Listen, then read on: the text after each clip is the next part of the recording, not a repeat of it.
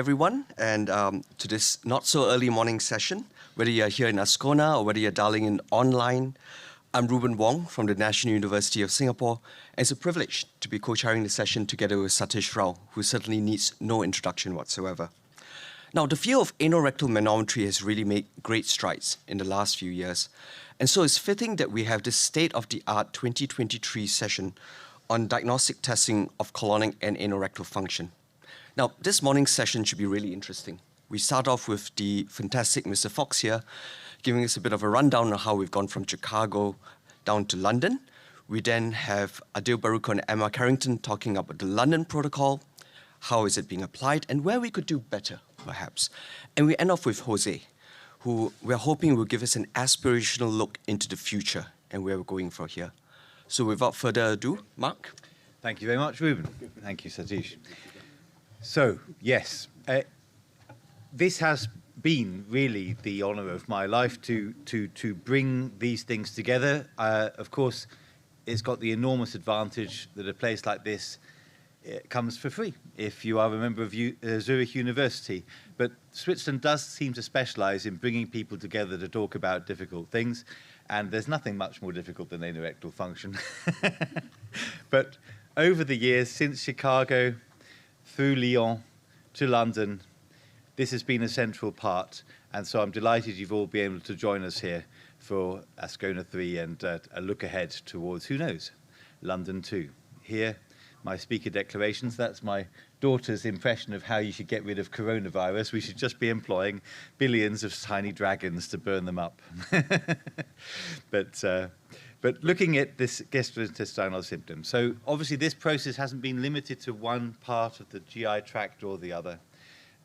Functional symptoms can occur from the moment we put something into our mouth to the moment we close the door of the toilet behind us. And wherever the bowel works, symptoms can be generated, problems can occur. And the difficulty that people like us have is that we can't see it. It's not obvious. We can talk to our patients. The symptoms are often non-specific. We can do an endoscopy, and we will occasionally see something like this. And I think most of us will want to do endoscopy before patients come to the functional GI lab. But normally, when we do the endoscopy, it will look like this. No particular abnormality is obvious. And why should the GI tract be any different to the heart? Would we examine someone with chest pain at rest, just in a moment of time? Absolutely not. We need to put things to the test. We need to get the bowel working in some way or the other. This may be a challenge, but this is surely what is required. So it started off back in 2007, 2008, maybe even before then, with us becoming increasingly aware that the original classifications of esophageal motility disorders were frankly highly subjective, and that the results, maybe with the exception of achalasia, was based as much on clinical presentation as the pressure recordings. There was poor inter-observer agreement. We wanted something better. We needed more and more clinically relevant data. And this process was driven by technology. The Ascona I was essentially bankrolled by Sierra Systems, who created the first solid-state system that could be commercially purchased.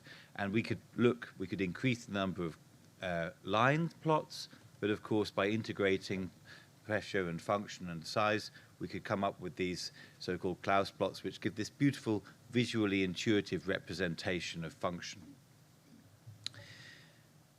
And the process was dependent on many key people, John and Peter, Ariane and André, my mentor, Werner Schweitzer, and more recently, people like René Yadlapati, who drove the fourth version of the Chicago classification further. So this was the process, but we learned so much. We learned how to establish an expert group.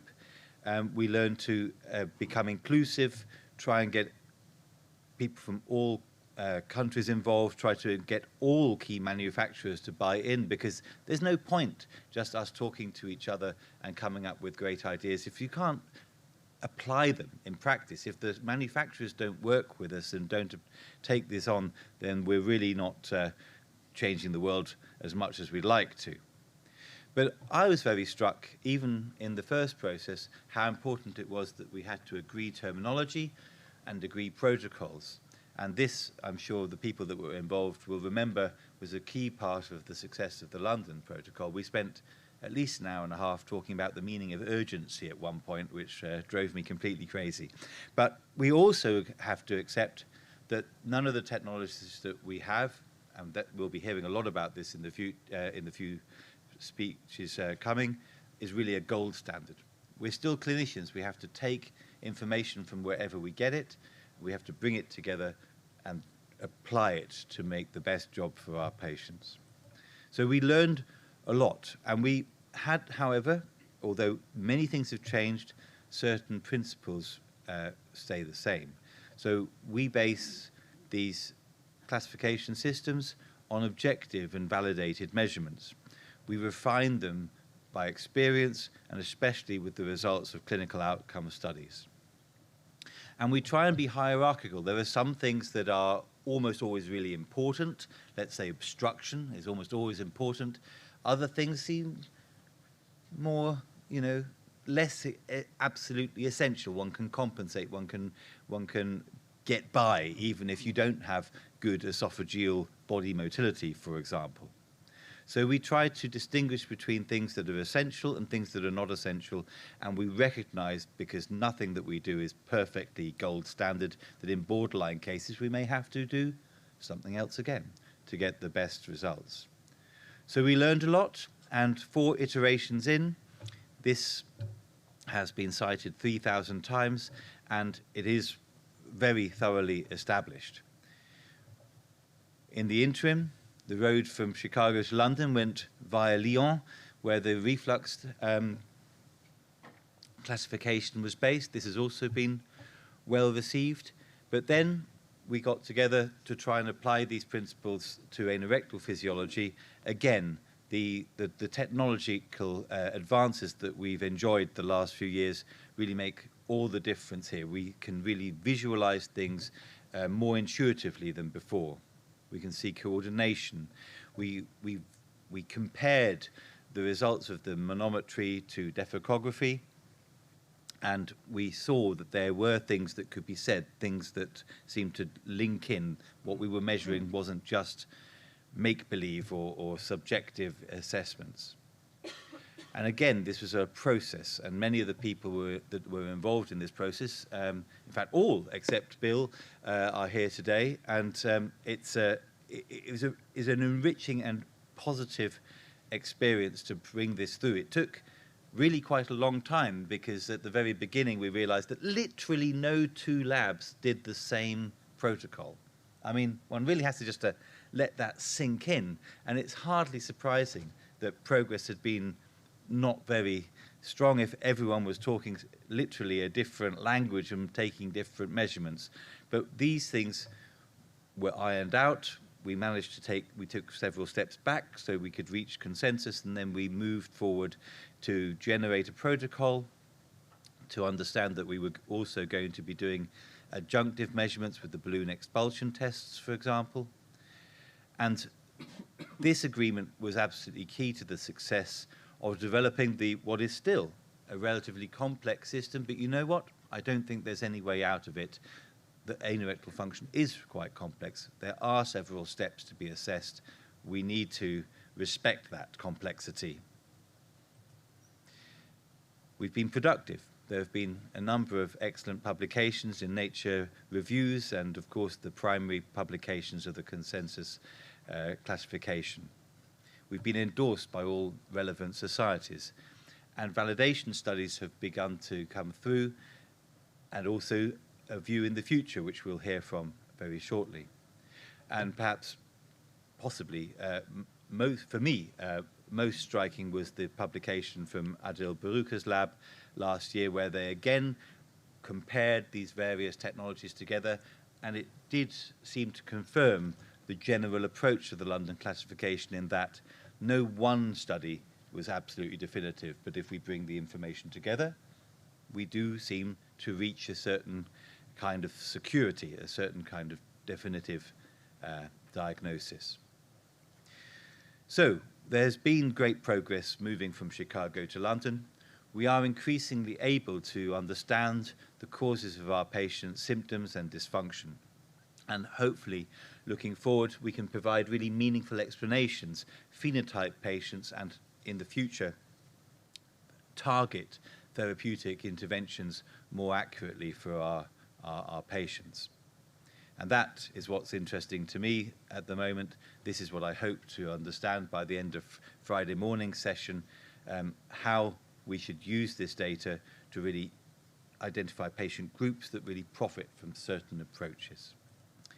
So welcome once again to Ascona III, and with that brief history of the process, I look forward to the talks this morning. Thank you.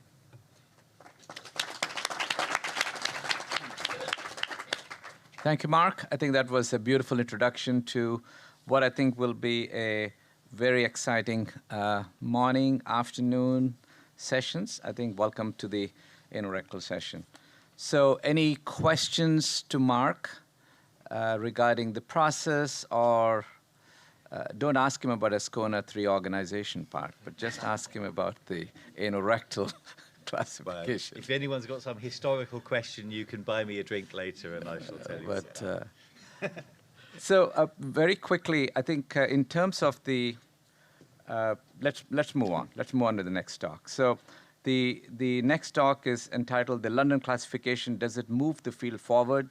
Emma Carrington from Imperial College, who was the lead author of the IAPWG protocol and was a driving force for the London protocol along with Mark. I think, Emma, welcome. And let's hear where we are with the London classification. Thank you very much, Satish. And thank you very much, Mark, for highlighting what an ordeal the London classification was as we put it forward together. And for those of you that don't know me, my name is Emma Carrington, and I'm a consultant colorectal surgeon and clinical senior lecturer from Imperial College. And I've already spoken to Mark today about this lecture title, because when I was given it, I thought, oh, that's dead easy, the London classification. I know a lot about that. I did a lot on that. But then when I started to think more and more about it, I thought, how am I going to deliver this to you today? I know that I'm in an audience of enlightened individuals. Everyone here is interested in GI motility. And so I thought I could talk about the London classification, how it worked, what it does. But actually, we're now getting to the stage 4 years later where the London classification has been around for a while. And when you ask an Englishwoman to criticize herself, she can come up with a lot of things that she wants to change. And so I thought that I would use this opportunity to really answer the question, does the London classification move the field forward? What are its strengths? What are its weaknesses? 4 years later, what evidence is out there that we've actually done a good job? And how should we look at that evidence when we're thinking about London 2? Here are my disclosures.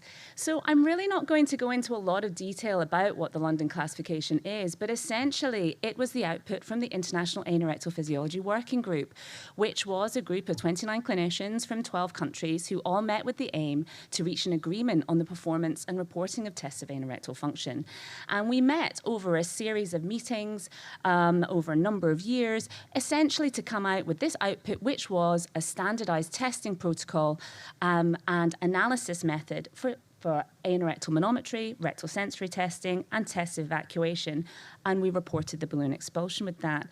And Mark has already talked about where we were at the beginning. Where we were at the beginning was we were a diverse group of individuals from all over the world who were all doing these tests. And we were all doing completely different things. We were all using completely different terms. We were all describing similar things, but using a different language. And so it took a number of iterations to come down to what was relatively novel, although very seemingly straightforward, which was a protocol, so a way of doing the tests and the investigations. And for the first time in the literature, a diagnostic classification of exactly what our test results meant.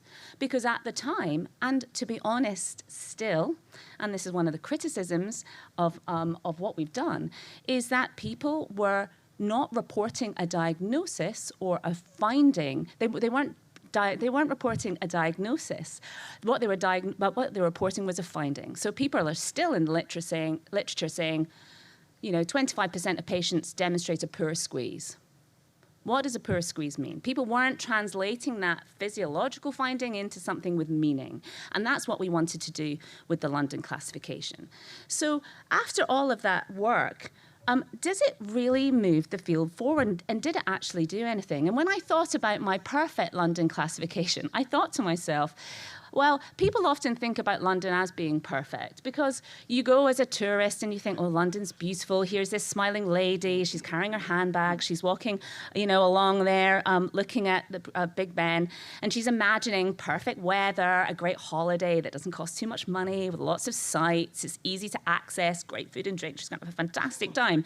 But in fact, if anyone who doesn't live in London and has visited it, they know that it's actually, the reality is relatively different, isn't it? It's always raining. Always. It's super expensive. There's too much to do. You can never get anywhere because the tube is always on strike, especially when the tourists are in town. There is lots of places to see, but there are endless queues, and generally the food is relatively rubbish, and you're going to end up with some dodgy kebab or fish and chips. And I was just wondering to myself whether our London protocol was all shiny and wonderful, but in actual fact, it was similar. So I thought to myself, if I had the perfect London protocol, what would that actually be? I thought I would want a protocol that was impactful, that promoted standardization, that was useful for research, that improved diagnostic accuracy, that influenced treatment selection, and that aided education and training. And so I set myself overnight the extremely difficult task of trying to find evidence for each one of these statements to see if we've actually done anything of benefit in the last nearly 10 years from when we started having these conversations, not quite, but, you know, it's about 8 years now from having these conversations to publishing the document to being 4 years later. So I'm going to try and present to you some of the evidence for all these things, and we can all make a decision about whether a London classification has actually moved the field forward at all. So, has London been impactful, is the first question. Well, actually, it's been relatively impactful. When you look at Crossref and PubMed, there have been 160 citations since 2009, and those citations are growing every year, which is very good. It's actually the 13th most cited NGM publication in the last 3 years, which I was pretty surprised about. And it's been cited in 50 journals, obviously most commonly in Neurogastromotility, DDS, the AMJ Gastro, and the Journal of Clinical Medicine, and colorectal disease. So actually, it's been published in a lot of journals, and those that we often read as neurogastroenterologists. There's been quite a lot of cross-institutional uptake or interest in this publication at least, and you can also look by institutional affiliation, and there are 284 different institutions associated with authors who have used this publication. So it's obviously getting there slowly to those that matter. So has London really achieved any impact? Well, some. I mean, 160 citations over 3 years is not the best. But actually, when you look at it in the field of anorectal manometry, that's not too bad. When you count down on the list of other most cited publications in MGM, the next anorectal paper is cited at 46th, and that's in the pediatric population. And the previous guidelines that we used, the minimum standards of anorectal manometry published by Satish, is 81st. So people are starting to take on, or at least read, or have some understanding of what we're trying to achieve, even if it's maybe not as impactful as we want. But we do have somewhere to go, because Mark's already smiled at this, because when you look at the impact of the Chicago classification in terms of the rankings, they get the 1st, the 4th, and the 11th. So all of us guys have to work harder and publish more and cite the London classification, because we need to beat the upper GI guys, if it kills me, okay? So it's had some impact, but not all. So, well, what do we need to do next? Because I'm sort of, in this presentation, going to think about, has it achieved anything? And what do we need next? Because I'm thinking about London 2.0 now. So what do we actually need to do? Well, to be honest, uptake and referencing and utilization of the London classification has been slow. These things always are. But in order to improve the impact, to make this wider spread, really within the working group, we probably need to think about consistency of reporting in research. Many of us are academics. Many of us review each other's papers. You know, if we're part of it, if we think this is important, we should be suggesting that to our, to our colleagues who are also doing research. We should be benchmarking with other academic submissions. And really, we should be thinking of collaborative cross-discipline studies so that we can aim at those higher impact journals and really get the word out there to those journals that matter. And mostly, in order to facilitate our impact, it's not only going to be in the academic sphere, but it's also in the clinical and the industry sphere as well. And I think that by engaging with industry bodies, industry and funding bodies, and getting them interested in physiology, getting them interested actually in what this can offer our patients, we can increase the impact and really make London 2.0 better for everyone. Okay, so the next question was, does London promote standardization? Well, any of you who saw this paper, which we published as the working group as the first thing, knows that we had a pretty bad baseline to begin with, as we performed a international survey of institutions which regularly performed anorectal function testing, and we essentially found that everyone was doing different things. Everyone was doing different things in a different way, using different kit, calling it different things, and most interestingly then, reporting them in different ways. So even people who were performing the same test in the same way were reporting with a different result. So if you report a squeeze increment versus, an absolute squeeze pressure, you're going to have completely different and completely non-comparable results. So people were publishing results that were essentially meaningless in the literature. And we found that of the 107 centres that we surveyed, there was not one centre which performed the same protocol and reported it in the same way. There weren't two. So they did as a friend. So there were not two centres which did the same thing. Even people who'd worked with each other in the past continued to do something different. So it was a pretty bad baseline.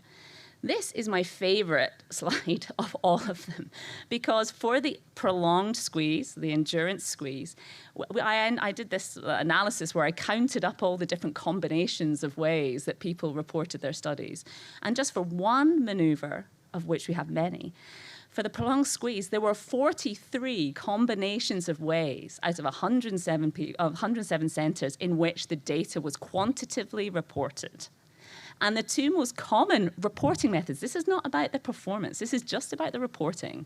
The two most common reported methods was the duration squeeze above 50%, but that was only 1 in 5 institutions actually reported that particular variable.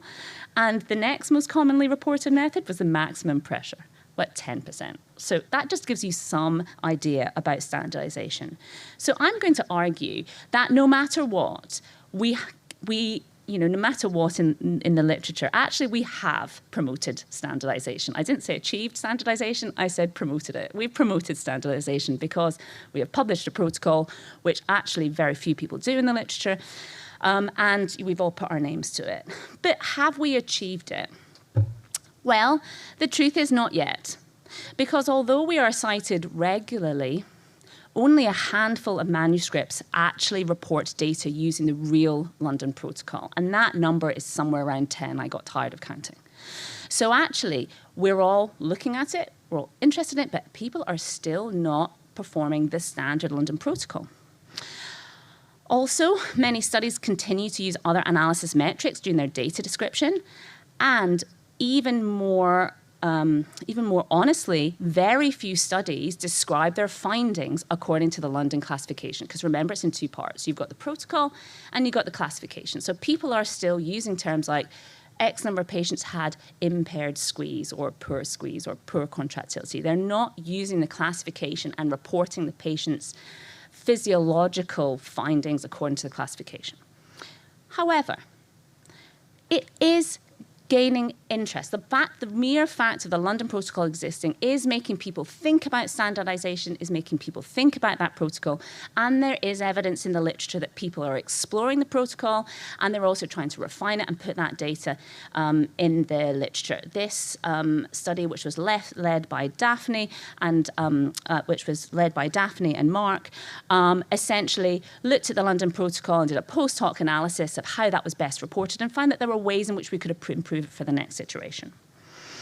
Also, Jeffrey Fetzer from the Mayo Clinic also was looking at the protocol, wondering how within his institution, inter-individual operator bias might influence results.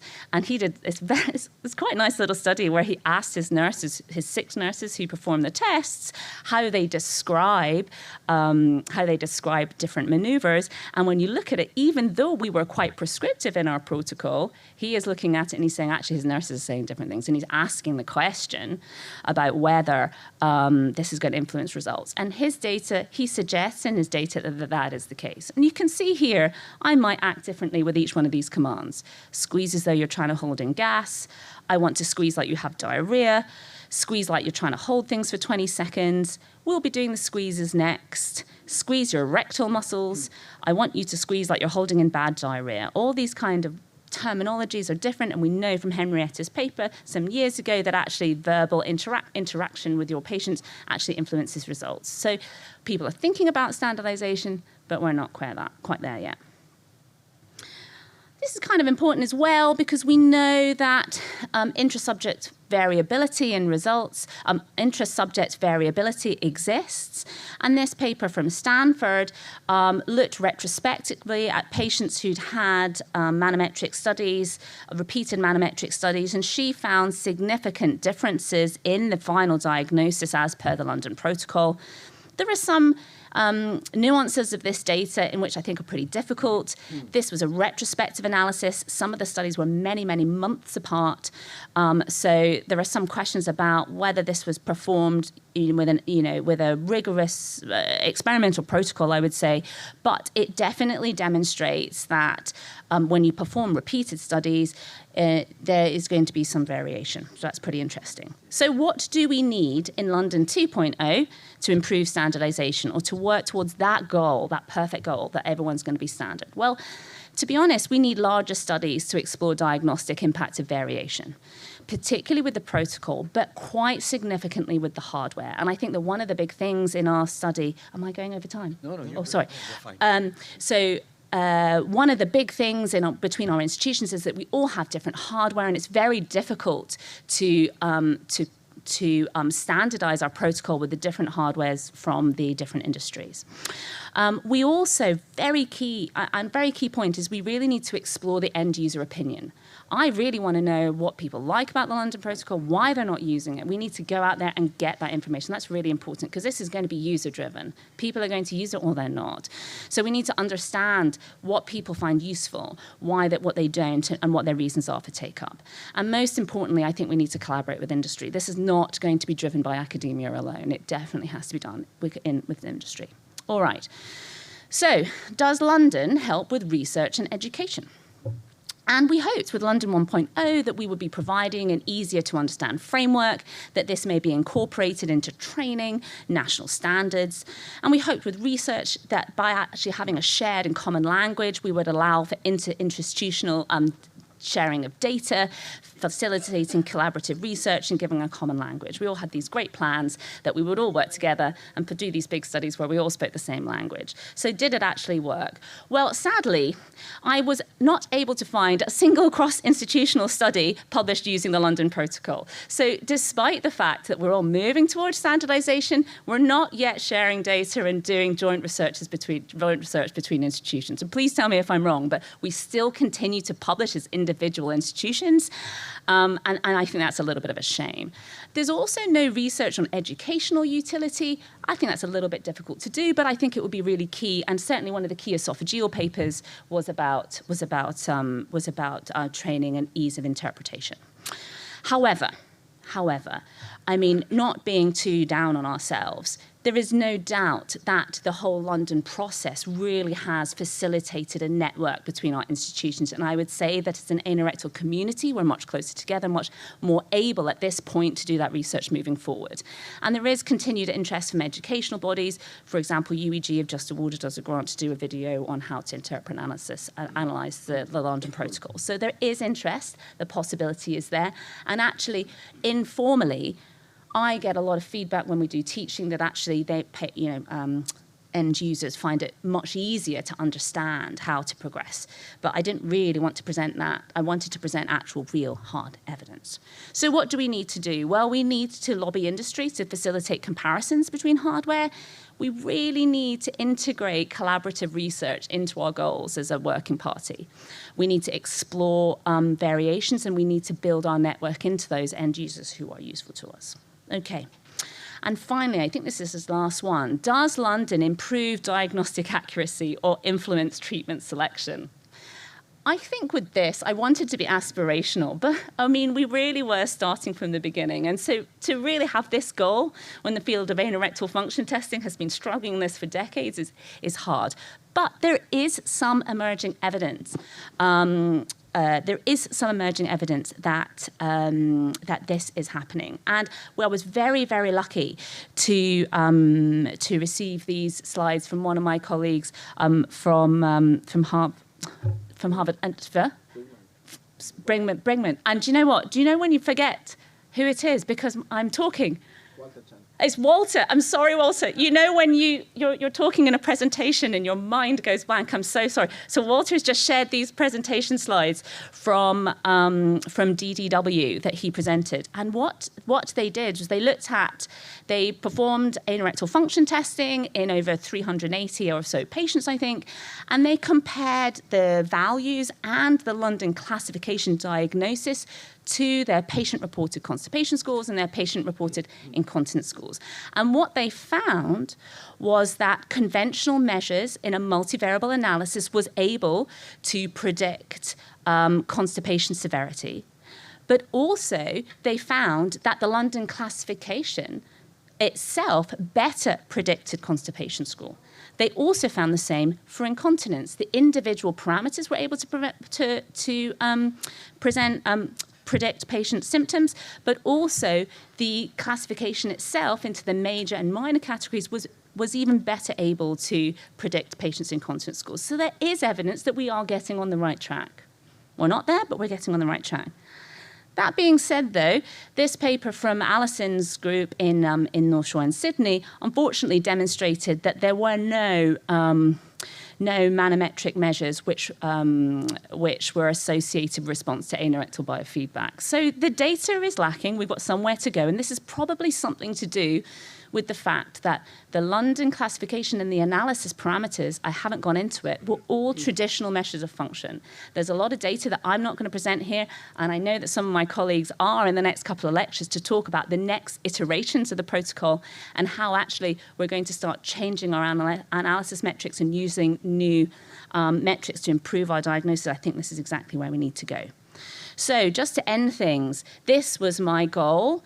At the beginning of the lecture to try and demonstrate to you, have we achieved any of these things? Well, I think that we have been impactful. We've got a whole session on it this morning, which is good. It means that we're still talking.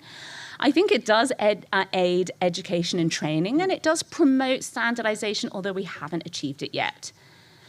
We haven't really demonstrated that it influences treatment selection. We haven't demonstrated that it's useful for research yet, although I think that's coming. I'm probably being a bit harsh on myself.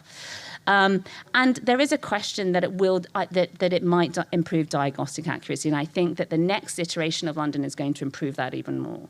So just to end, the London Classification 1.0 was the first step towards a structured framework for anorectal function tests. And I think that incorporation into routine practice is evolving, but we need a lot more evidence to determine the utility of this and to improve the next iteration. And I think that one of the best things that's come out of this whole process is the IAPWG network, which is really important to ensure that the uptake is, uptake in our community and the impact is there moving forward. And really, we can start doing those big studies that are all going to get us our promotions. Thank you very much. It's lovely to speak to you. Thank you, Emma. If you can just stay up here, and we'll take a couple of questions. But let me ask the first question while people just warm up. I think we've almost 4 or 5 years now since the classification has been published. We had at least 27 very enthusiastic anorectal physiologists and practitioners who all participated in it.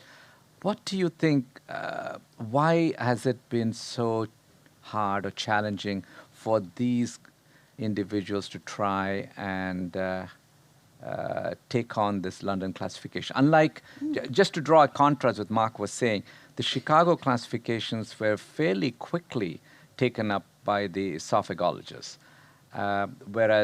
So was it something intrinsic in the protocol? Was it the practicality? Or what is your impression anyway? I think it's a bit of everything, Satish, to be honest. I think for me, there are a couple of big things. The first is we were a pretty diverse group to begin with, and we each had our opinions that had developed in silos over many years. And we were each comfortable in our practice, and we felt as though we were giving our patients a good service. And so the London classification involved, from all of us, quite a lot of compromise, I think. And I think that that's fair enough. But that in itself, I think, creates some difficulty in incorporating that into to normal routine practice. I think the second thing is that we're all comfortable with different hardware. And we're really, really heavily reliant on industry to help us to follow things like this. And only one of the big manometry companies have actually incorporated the London protocol or the ability to perform some of those, analyses into their system, and the others haven't. And I think it's important for us when we look forward to think about why that is, what have we got right, what have we got wrong in the London classification, and how do we move it forward. I think the third thing is the difficulty of incorporating 3 different tests into one classification. With manometry, with esophageal manometry, I'm going to say it's a bit easier. You've only got one test. You've got diagnosis. You've got diagnosis A, B, and C. For anorectal function, you really have 3 parts to the puzzle. You have sensation and coordination, and you have got evacuation. So 3 different parts of it. And so to work that into any sort of classification is difficult because we all know in this field that our patients have a little bit of this and they have a little bit of that. So we have got 4 parts to the classification. And I think people probably find that a bit unwieldy because they want to say, this patient has this problem. But I think the reality is we all know that they have a bit of a lot of things. So I don't know. I think moving forward, we all just need to be open to the fact that our aspiration at the end is a good one. And we all have to figure out how we're going to get there. And we all need to compromise and be based on data, which is part of the reason why I didn't want to give I didn't want this to be an opinion piece. I wanted this to be a real, solid, critical look back at what we've done. And, instead of saying, I think it's great because, we're all friends. First, then Walter, I'm so embarrassed. Please accept my apologies. My brain went blank. Amazing talk. One question I have, I think, regarding adoption is, I guess one main difference between London and Chicago is that Chicago is full of numbers. There are a lot of cutoffs and easily applied numbers, and for good reason, London specifically did not include numbers because of the different equipment and everything. Do you think that's the direction that can help improve usability and also standardization? Yeah, absolutely. So I was thinking as I was putting this presentation together that what we actually really need is either industry to come on board and do it for us, or what we need to do is we need to do some study as academics to describe how to interpret tests using equipment A versus equipment B. And we can do those bench studies. It's perfectly possible to look at that in a way which we think is valuable, because it's that type of study which will enable all of our industry partners to have the confidence that they can, we can move forward with it. And our colleagues also to be interested in using it, because people ask for those values all the time. And the problem with moving on to London 2.0 is that when we all describe these new measures, people are going to say, well, what's the value for it? Because Adil has done it with his kit. I use a different kit. I don't know what the actual value is because of that. So we're all going, that is a very key question. And I think we have to think very carefully about how we're going to address it. Congratulations, Emma. One of the typical questions are asked to me is the distinctions between normals and patients. For some issue, I think that is a critical key point because, for example, just the rectal strain impression that was defined with the low resolution, as you know, 45 millimeter of mercury. Now we don't have a clear definition, so we're trying to find new parameters like the gradient, but still, I think that a major effort should be going on this way to define normal people. I think that's a really good point, Giuseppe, but I think there's a real difficulty that I have with that, and that is because we are using symptoms as a surrogate for dysfunction. I'm going to make the argument that actually, I liked your slide, Mark, earlier, when you talked about risk of incontinence, where there are these different parameters that are involved, because I believe that is the case. I believe that you can have impaired propulsion, and that can be dysfunctional without you having symptoms. But in our field, we use symptoms as the gold standard. But because there are multiple different parts to what constitutes continence and constitutes ability to evacuate, we have to go with this gold standard as symptom. So I think the problem with that is you're always going to have variability. I can tell you, having done large numbers of studies on healthy volunteers, there are some healthy volunteers with very abnormal manometry. And, oh, sorry, am I shouting? Yeah, I think we'll... We just need to... Oh, no. So, oh, yes. So, sorry. So, very abnormal manometry. And that doesn't mean that they have symptoms. It just means that their physiology, their physiology is maybe on the way to developing symptoms. Thank you, Emma, for that lovely presentation. So, our next speaker is Professor Adil Bharucha from the Mayo Clinic.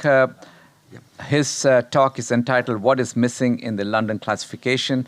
And so hopefully Adil will give us some both practical and insightful insights into where we are with this and what we need to do to help move this process when we move to London 2 and so on.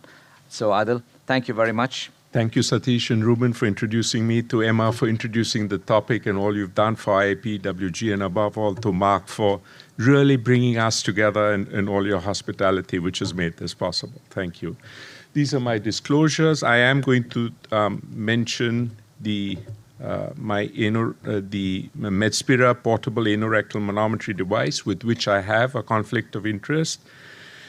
And looking back in summary, IAPWG brought together investigators from 4 continents, many of whom had considerable expertise in contemporary anorectal manometry. It provides guidance on the conduct, analysis, and interpretation of the test, and underscores, as Emma emphasized, the importance of standardization, and has been cited 162 times.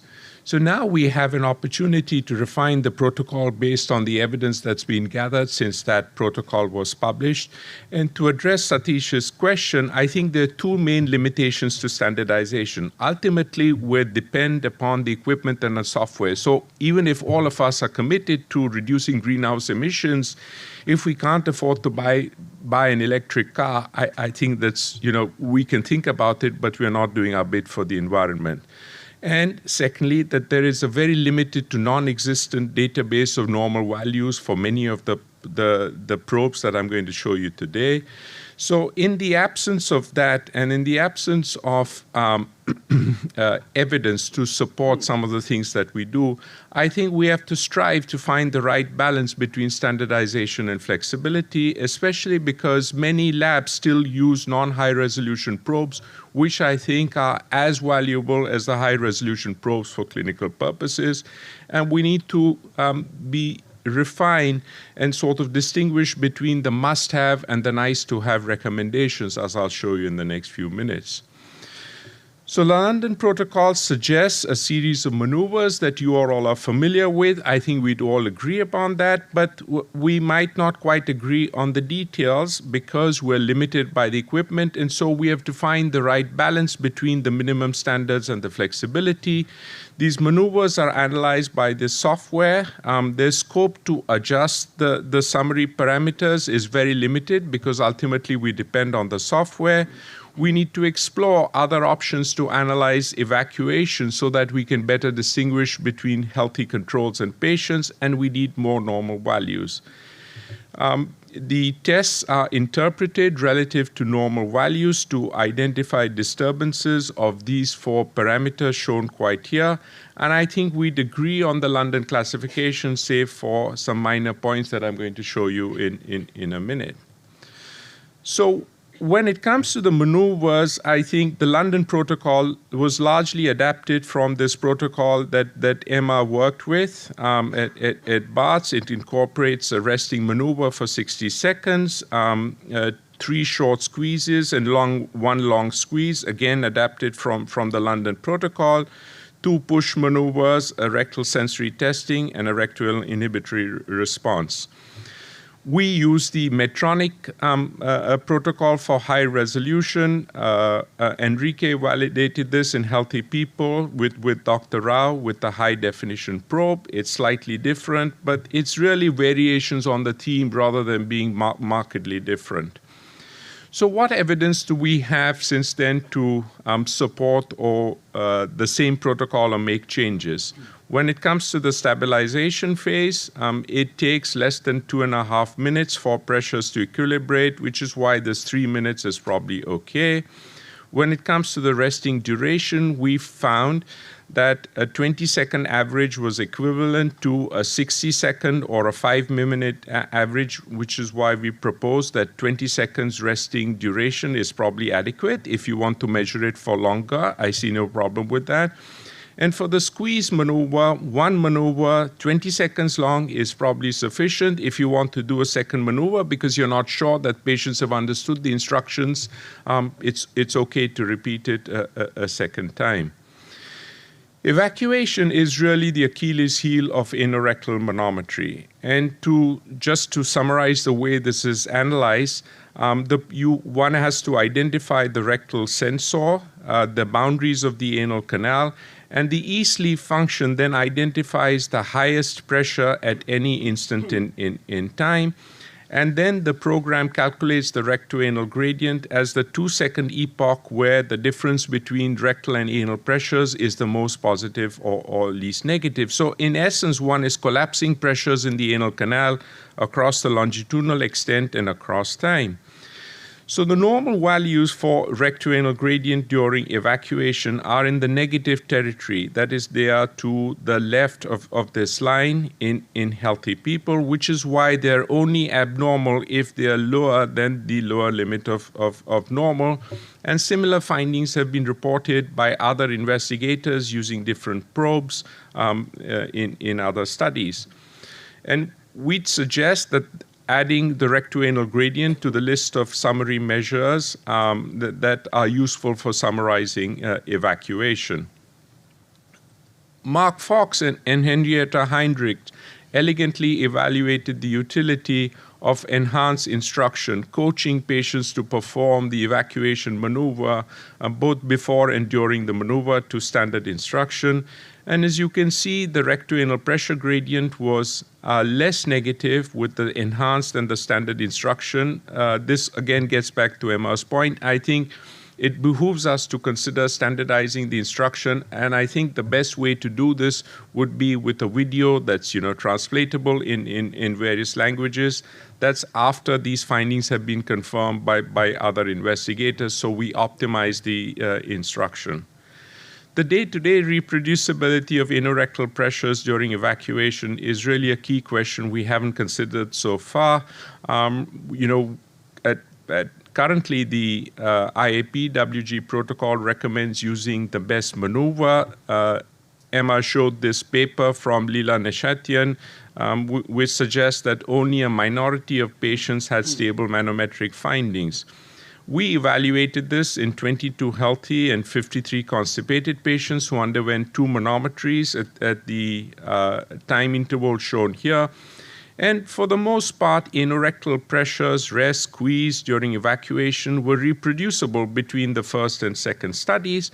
But if you categorize the findings as normal or abnormal, you can see that the resting pressures were differed in 1 in 4 patients for resting pressure, 1 in 5 for squeeze pressure, and 1 in 3 for the rectoanal gradient.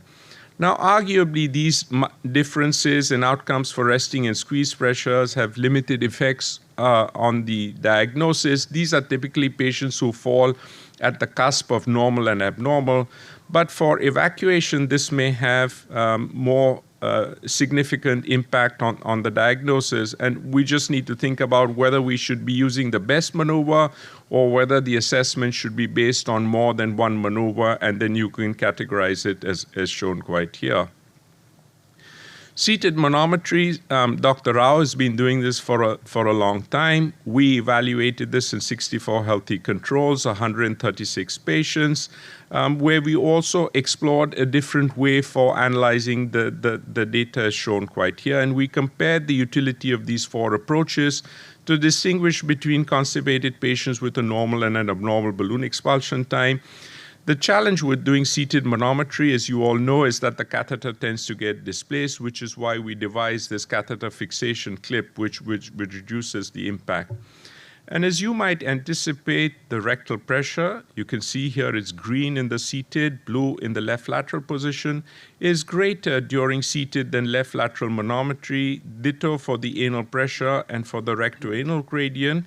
And this rectoanal gradient in the seated position, shown here in orange, is more useful than the rectoanal gradient in the left lateral position for distinguishing between healthy controls and patients with a prolonged balloon expulsion time. But this emphasis on the gradient is arguably an emphasis on the trees, and we might be missing the forest.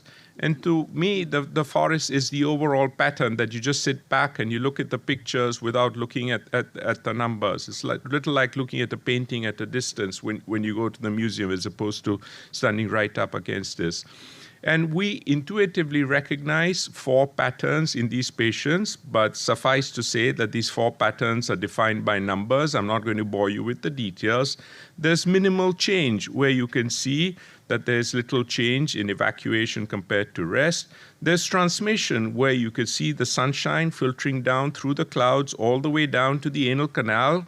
By definition, if the pressure changes are coming down, it means that the anal canal is open. It's an uncommon pattern, but when you see this, all patients with transmission had a normal balloon expulsion time. And then there is the anal relaxation. It goes from red to yellow or from yellow to a lighter yellow, and then paradoxical contraction, which goes the other way around.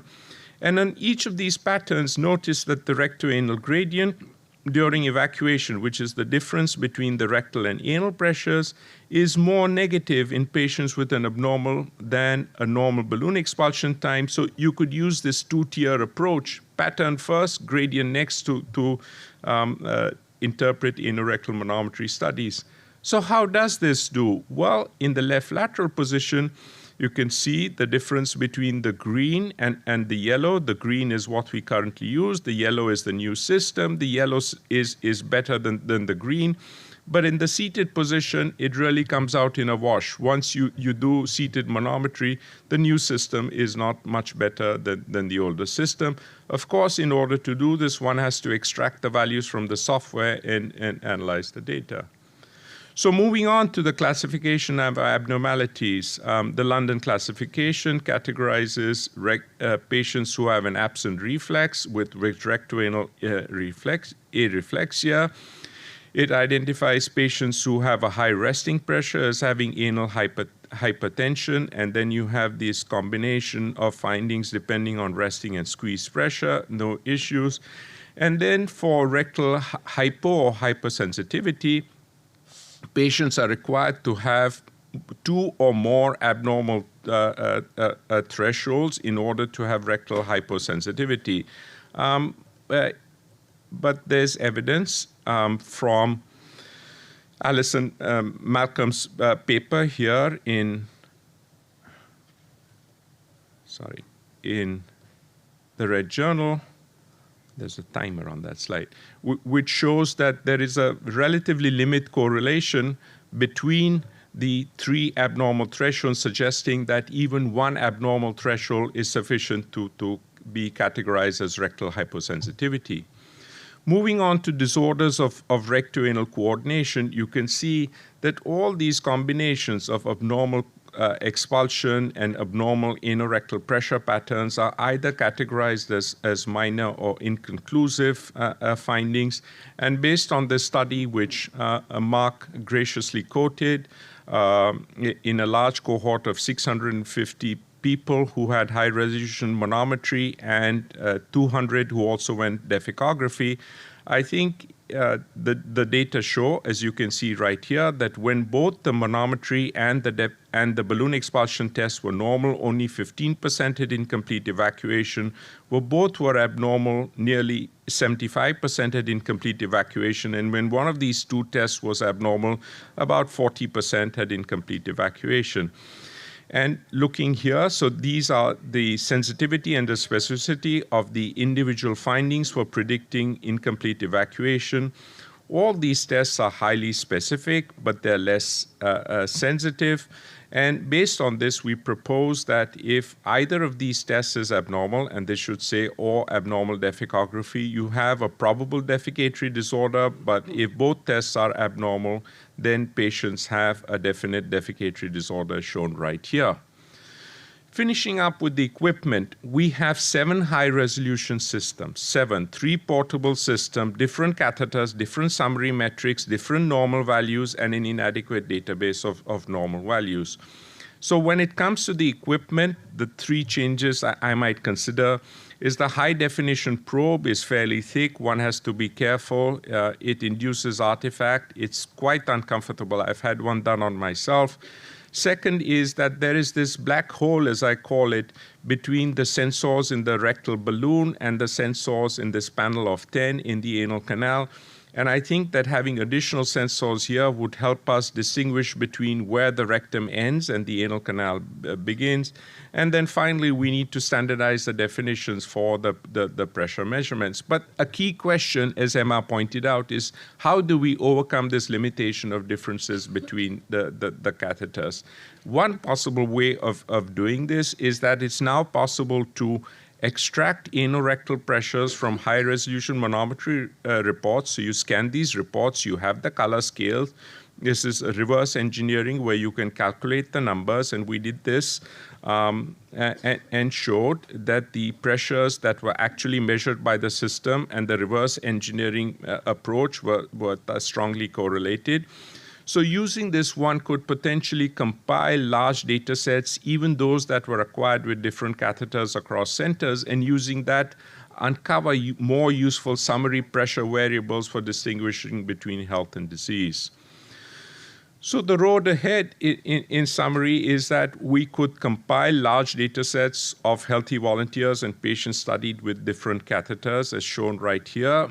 Using those data sets, explore different approaches for analyzing the maneuvers, do studies with more normal values. We clearly need them. Investigate the day-to-day reproducibility, then optimize catheter design, expand the utilization of seated manometry, hopefully sponsored by nationwide consortia, anchored by industry and federal agencies, and as Emma pointed out, assess the impact of manometry on outcomes. And one has to wonder, and I'm being provocative here, whether regulatory agencies should provide more effective oversight of manometry equipment and quality control of procedures. Thank you very much. Adil, very elegant as always. Just a quick comment there. I liked your last slide, your last few slides on standardization, because when we conduct courses in Asia, what often comes back is, what equipment do I buy? Because from different suppliers who sell them different things, they end up with different performance characteristics. So if you ever had the opportunity to tell industry, or give them a memo as to exactly what they should be doing, what would you advise? So that's a good question. And we're thinking here from a worldwide hat, yes, right? Not from the developed countries, also to make this test applicable to the most number of patients. I think it has to reliably measure pressures. Equipment has to be inexpensive. It has to be durable. And the values need to be standardized. And lastly, it needs to be user-friendly. Those are the 5 characteristics. And then we can talk about distribution of sensors.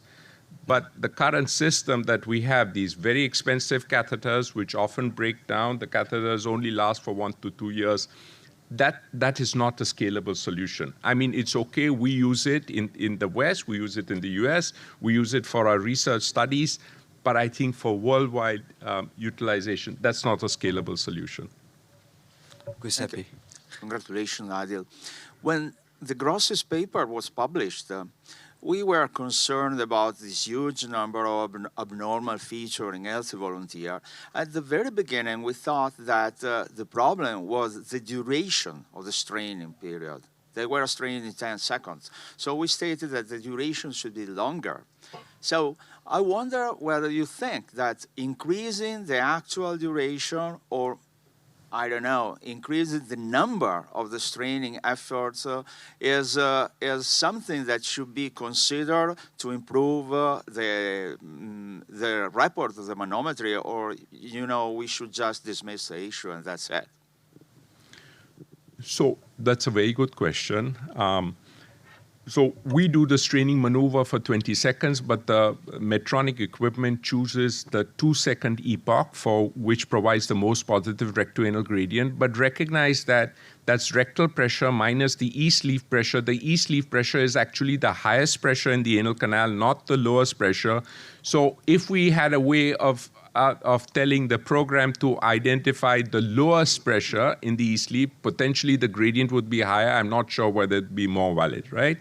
And so then it boils down to, there are 3 main reasons as to potentially why that gradient is negative. Left lateral position rather than seated position, but you'll be doing left lateral for decades. The rectum is empty, correct, rather than being full as it is during defecation, right? And patients are not being instructed to do the maneuver appropriately. Can we get more by doing this differently? I'm not so sure, Giuseppe. I think we could do a little better, but I don't think we'd get to the point where the gradient is positive in all healthy people. Excellent talk, Adil. I would like to know about your opinion concerning how do you prepare patients to do these maneuvers during the manometry? I mean, how do you say, oh, you have to push, but how much, for how long, how forceful you need to do it? So I think there is also a place for improvement, making like an educational video, so how to do it in an uniformity. Your point's well taken, and we don't currently use a video. Yeah. I see one burning question at the back, one last one. Probably following the previous question. There's something, you know, while comparing this test to an esophageal test, we're missing the subjective aspect of this is a patient doing something. It's not the muscle that is working almost autonomically. So how do you address the participation of the patient during the test? Yeah.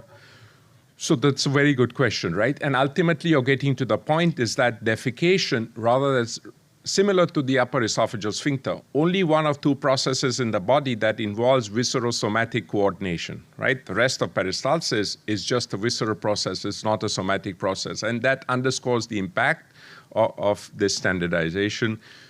To answer your question rigorously, one would have to design an experiment where you compared manometry which was performed under conditions where patients were instructed differently so that you uncovered the best combination, right, of education or instructions that was the most effective.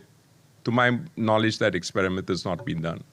Just a aside, I mean, I've done, in my PhD project, I literally did enemas and measured manometry during actual evacuation in 80 odd patients. You always get, in these healthy people without symptoms, but we always had beautiful rectoanal pressure gradients, but it's not going to happen. It's just not going to happen in real life.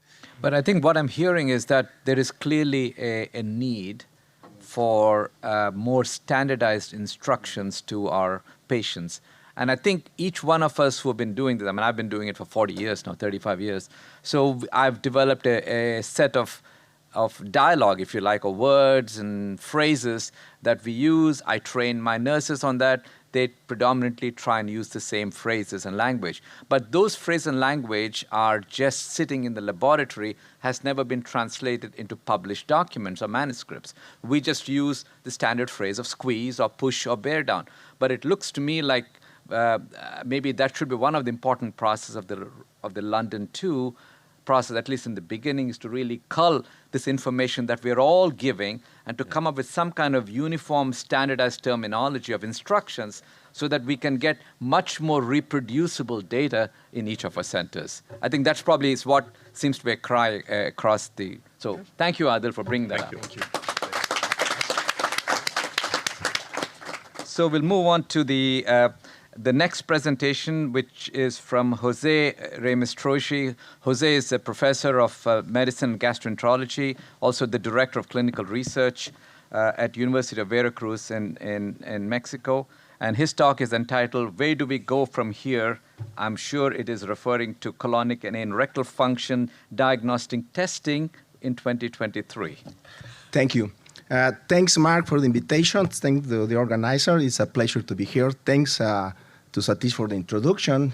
Just to congratulate Satish again, because 2 weeks ago he was awarded as the mentorship from the AGA. So it's a pleasure to be presented by you, dear Dr. Rao.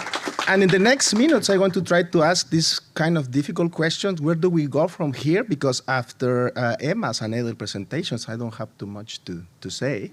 But let's try. These are my conflict of interest, and this is the outline that I will try to follow. So last time that I was here, was 4 or 5 years ago, I showed you this slide that summarized the history of the anorectal testing, and you need to remember that it starts in the early 15s with this, the old Schuster probe that has been moving forward the field, and we get to use the new tools to explore anorectal function.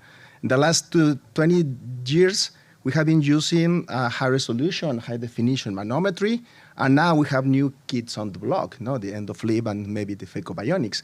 However, we need to acknowledge that the clinical impact and their correlation with symptoms today, this is still evolving. So we always want to use the last tool to assess the anorectal function, but we already know exactly how we'll be changing our practice and predict outcomes, as was mentioned by Emma. So you already know that the International Anorectal Working Group came with the London classifications into 2019. It was published by the end of 2019, but actually was published in the first month of 2020.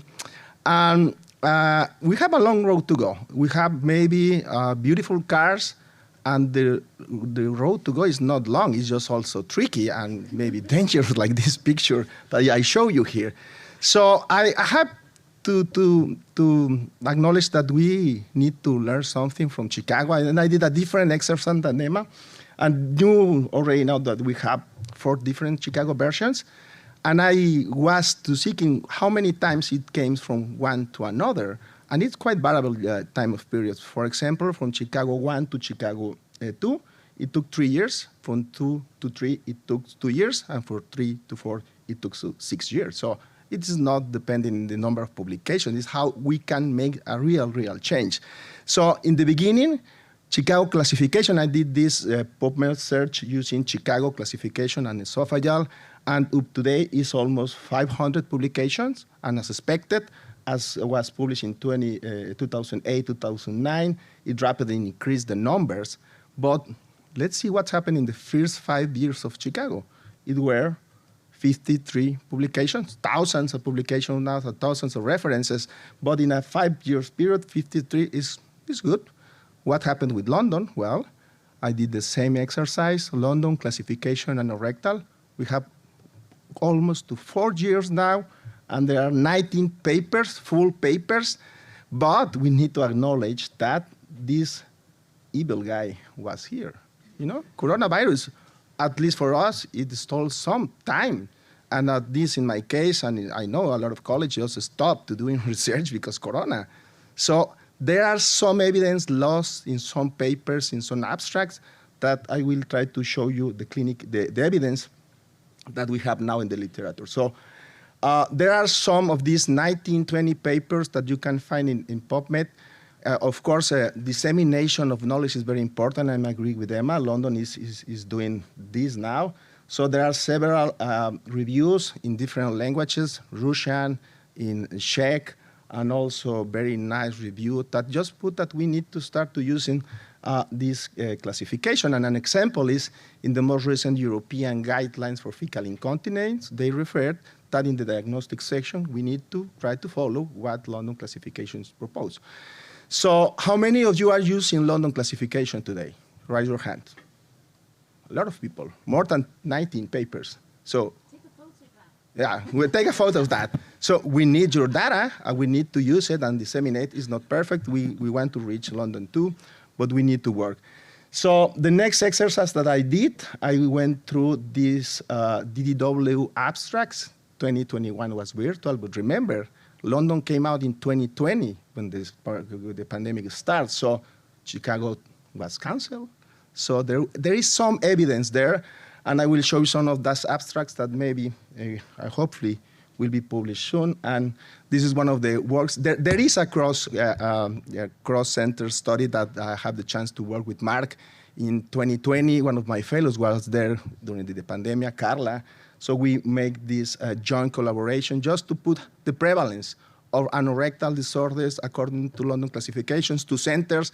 London used the fecography. In Veracruz, we use balloon expulsion test. Anyways, to try to how many people that get to our labs and what's the prevalence of the major anorectal disorders. And as you can see here, the most common findings, the most common disorders according to London was anorectal hypotension and hypocontractility, anorectal hyposensitivity. And some characteristic of these patients, as you can see here, at least 60% of patients with fecal incontinence may have some anal and tongue contractile abnormalities. The most common is hypotension and hypocontractility. As expected in the rectoanal coordination group, this is a very heterogeneous group. It's like a mess. It's very difficult to understand, but there is interesting data not just in fecal and in constipation patients. The overlapping patients with constipation and fecal incontinence exhibit a lot of these multiple combinations. And also we found that rectal hyposensitivity is a very important group of patients. At least 50 of patients that we are attending may have one of these disorders. Recently has been published, this paper came out like 1 month ago from a Chinese group that adopted London, almost 300 patients, and they found that up to 50% may fulfill rectal hyposensitivity, but there is a higher proportion, a quarter of patients has this borderline hyposensitivity, and I fully agree with Adil that maybe borderline hyposensitivity doesn't matter, just one should be enough. And Kiwook shows some of his papers recently that this is something that maybe we need to change for London 2.0. And also this is one of the most recent papers cited in the PubMed. This is also from a different Chinese group, and they use, according to London, patients with anorectal areflexia, and they show that this group of patients had worse symptoms and worse response to biofeedback. So I think the evidence is growing up, and I'm so positive that we will try to reach the esophageal guys. I want to quote 2 of the most recent papers presented 2 weeks ago at DDW. Just an example how people is getting the classification now. And one of these papers is from Magnus Group, a Swedish cohort of almost 170 IBS patients, and they report that maybe half of these patients may have one anorectal motor disorders according to London. Rectal hypersensitivity, of course, IBS patients was the most prevalent finding, and anal hypotension with normal contractility. And this is some of the results. It was a poster presentation. I don't want to be in details, but you can see that people is adopting and trying to use it, our classification. And second one was already presented by Emma, was the Walter Chan group. This is a very nice work that maybe this is the way to go. Almost 400 patients, and they elegantly using a model. They found that major but not minor findings for disorders of anal tone and contractility predict incontinence symptoms, and minor but not inconclusive findings for disorders of anorectal coordination predict constipation score. So I think it's something that is maybe start to change and telling that this is the way and it's useful maybe also for predict management. What about what we can do better? I want to try to reinforce some of the Adil's slides. We need to optimize the protocol, change the protocol, and change some definitions and new metrics or parameters that we need to adopt.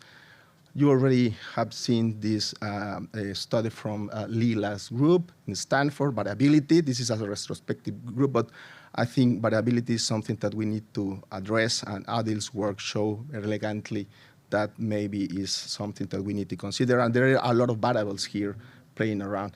This is our current protocol. We have been spending maybe 15 to 20 minutes, and there is no doubt that we need to shorten the protocol, and the evidence is there. The Adil's group works that show that if you compare 2060 or 300 seconds period of time for measure resting patient, it doesn't matter. It correlates very well, and that's the correlation index between all these three times. So we should go for a shorter time of period, and maybe one squeeze maneuver is more than enough to get for a diagnosis. And this is something that was reinforced by Daphne and groups that show that this improvement, this shortening of the protocol that they propose to shorten the resting period from 60 to 30, avoid one of these three maneuvers, the squeeze maneuver, just two, and also shorten the period of recovery, not 30 seconds, just 20 seconds. This is something that earns some time. And the correlation, the kappa was very good, and the variability was quite low. So they proposed that reducing the resting period, shortening the recovery phases, and omitting a third short squeeze, we can save 85 seconds. This is a very elegant editorial right by Giuseppe's group. And this is like an exercise. If you are in a busy clinic, 1,000 patients per year, 80 seconds may be equivalent to 24 hours of clinical work. So it matters, yes. It's time to change, probably. Also, we need to change some of our definitions, and this work was presented by Kiwook 2 weeks ago at DDW in 2,500 patients assessing rectal hyposensitivity. And he elegantly found that maybe borderline rectal hyposensitivity matters as much as rectal hyposensitivity, according to London. And he found in this figure, you can see here, this is the correlation with the symptoms, is one abnormal threshold or two, and you can see here the frequency of symptoms, feeling of incomplete evacuation, abdominal pains, prolonged toileting is quite similar. So maybe we need to go use just one, and the question is which one? First sensation, maximal tolerable volume, so we need to address that question. There was a couple of questions in the last session about how important is verbal biofeedback and the variability, and it depends how patients understand the maneuvers. And this is just like a synonymous, how many different words patients use for poop in English. In Spanish, more than this list of words. So regarding this, and this is one of the papers that get lost in the pandemic. It was presented in the virtual DDW for a group of collaborators that was Jason Baker, Darren Brenner, and Baja, and they assessed the instruction of the pushing maneuver. They randomized to the patients to do the maneuvers using different words: strain, push, valsalva, bear down, personal defecation terms, weird terms, such as boo-boo, crap, go-to-go, profanity. But it makes changes. Yeah, it's weird. It sounds very weird to me. But they found that this is something that changed the metrics that we are getting used for make diagnosis. And for example, poop and push maybe are the best words for anal relaxation. And you can see here that these two words correlates with the highest percentage of anal relaxation. Meanwhile, the strain, push, poop, or the personal defecation terms impact the pushing effort. And this is something that completely changed our diagnosis. I want to remark again this work from Adil's group. I think this is something that changed, and we need to think that maybe it's the way to go for defecation disorders diagnosis. He elegantly showed that using balloon expulsion time and rectal anal gradient. We can use this definition. If we have two of them, there is no doubt that these patients have a high probability to have dysynergic defecation, the definite diagnosis. And if you have one of the two abnormal, this is a probable diagnosis that we need to confirm using another technique.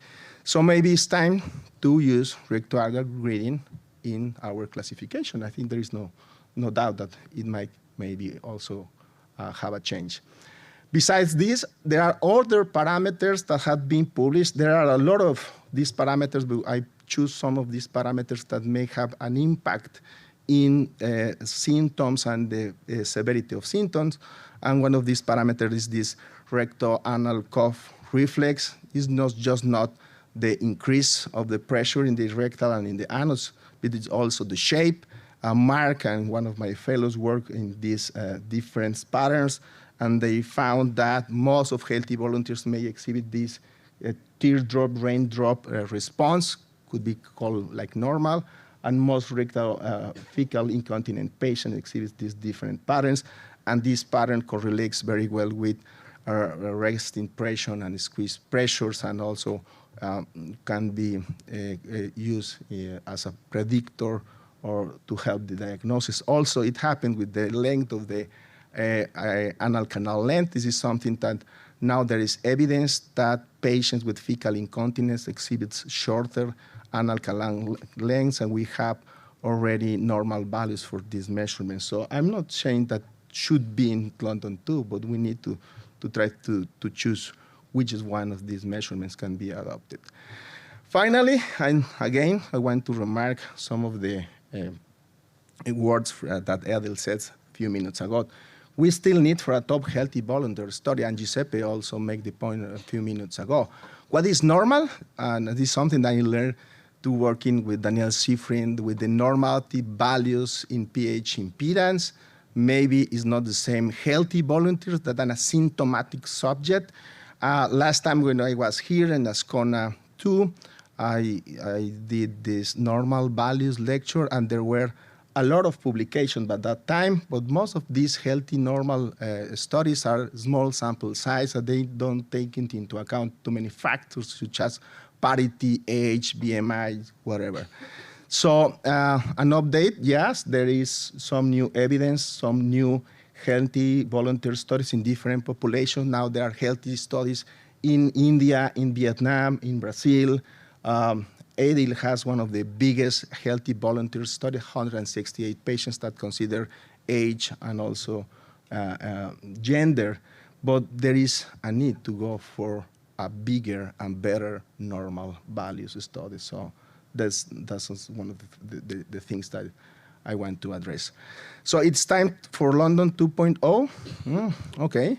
So we never expect to have a straight way to go from London 1 to London 2. As you have seen, this is kind of tricky, and Corona was there and whatever. But I think that we need to go there, but at the same time, we need to work in parallel in another process on to consider some of the things that have been already said.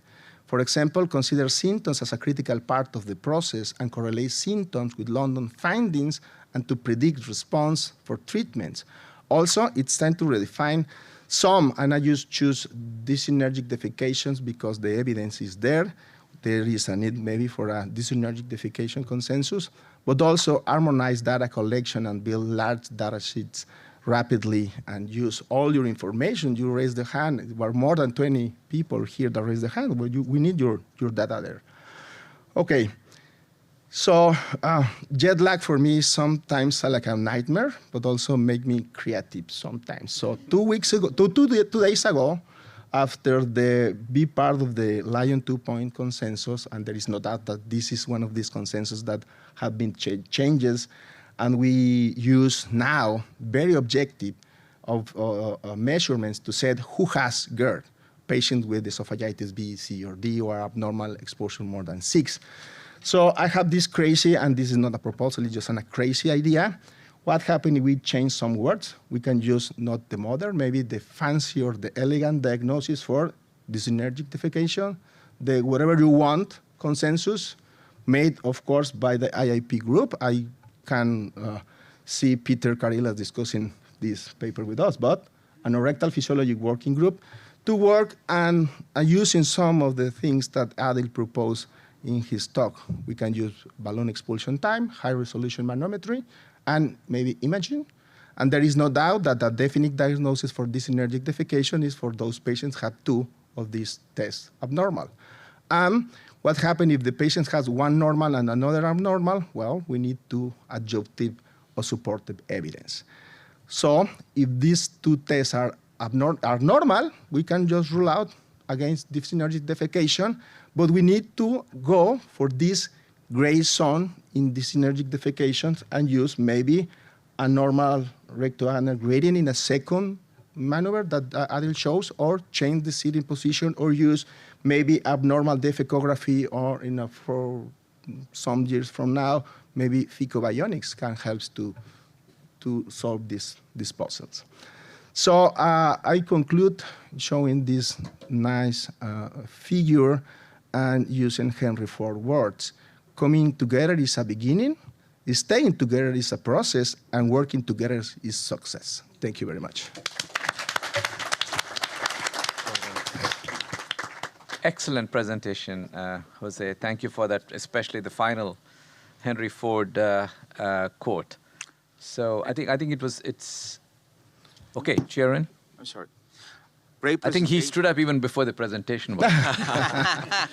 Just enthusiasm for you. No. One thing that is relevant, you made a key point that terminology is relevant to the outcome. So we have to go this way. We have to standardize terminology for everything. Because, just to give an example, you said, it's understandable that for the diagnosis of a defecation disorder, it's relevant. But you said that maybe one squeeze, it's enough. This is not my experience. And I believe that in your experience, one squeeze is enough because your terminology is better than mine. And so, you see, we have to go to standardized terminology. And standardized terminology in the anorectal domain that is so private, it's, it's an outstanding issue we have to pursue. The esophageal, no problem. Any terminology, swallow or whatever, it's the same. But here, terminology is relevant for everything. And we have to standardize it. I think you made a great point on this. I completely agree. It's even standardized how we teach or how we tell patient, how the patient understand that work. And if we go with this cross-cultural issue, I completely be sure that it's different from Spanish from Mexico, but Spanish from Colombia, from Spanish from Argentina, or for Chinese. So I think variability and all this heterogeneous thing that happens, at least in the rectoanal coordination, is because of that. I think this is a very critical, and you see in the 3 presentations we make this point. Feedback and how patients understand our maneuvers plays a critical role. Completely agree, Giuseppe. So Jose, I'd like to make one more point is about the duration.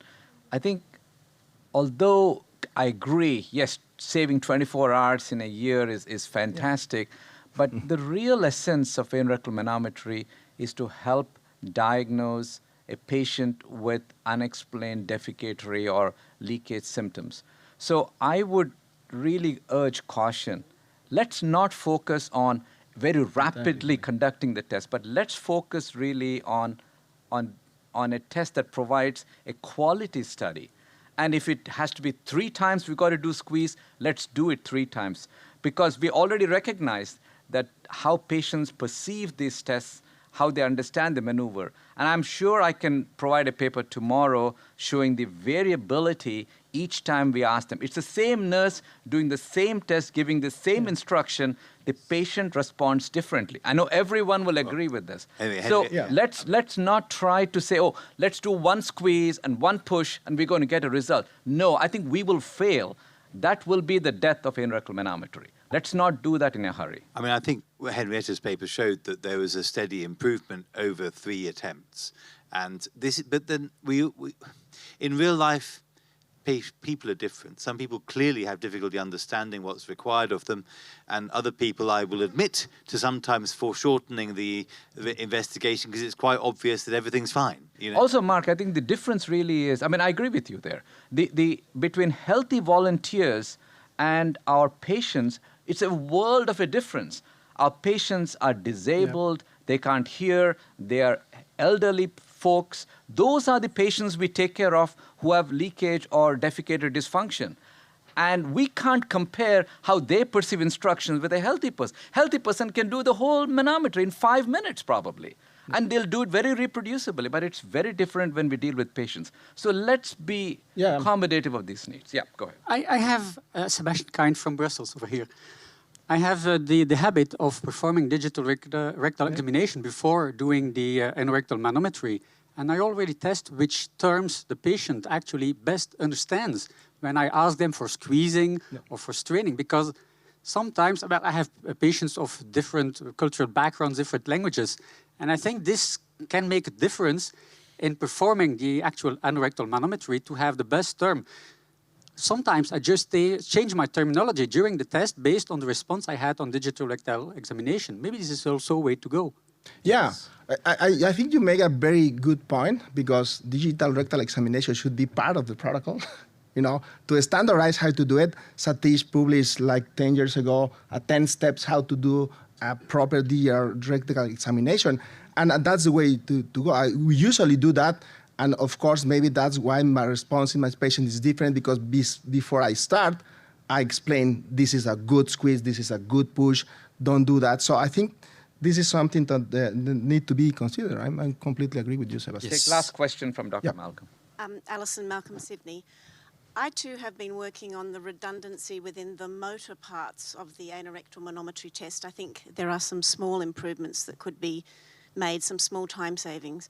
But whenever I try and shortcut the sensory testing, I can't find anything. And I wonder if we're all focusing too much on the motor and to expect those 3 sensations to be summarized in one term, I think is unreasonable compared to what we all think is a very important part of the physiology, the sensation.